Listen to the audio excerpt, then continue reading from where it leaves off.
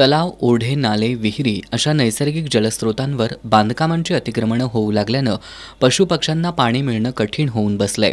निसर्ग चक्रातील पशुपक्ष्यांना पाणी मिळावं या उद्देशानं कोल्हापूर शहर विद्यार्थी काँग्रेस आणि वृक्षप्रेमी ऑर्गनायझेशन यांच्या संयुक्त विद्यमानं नेहरू नगर विद्यामंदिरमध्ये कृत्रिम पक्षीतीर्थ पाणवठा तयार करण्यात आलाय.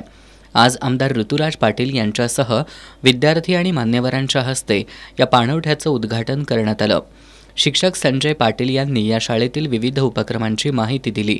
NSUIचे शहर अध्यक्ष अक्षय शेळके यांनी कृत्रिम पाणवठ्याबाबतची माहिती सांगितली.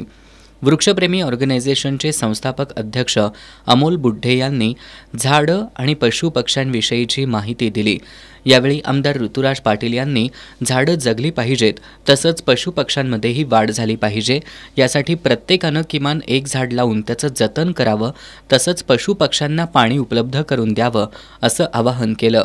NSUI आणि वृक्षप्रेमी ऑर्गनायझेशन यांनी कृत्रिम पाणवठा तयार करून मोलाचं कार्य केलं असून त्यांचं हे काम कौतुकास्पद असल्याचं आमदार ऋतुराज पाटील यांनी सांगितलं.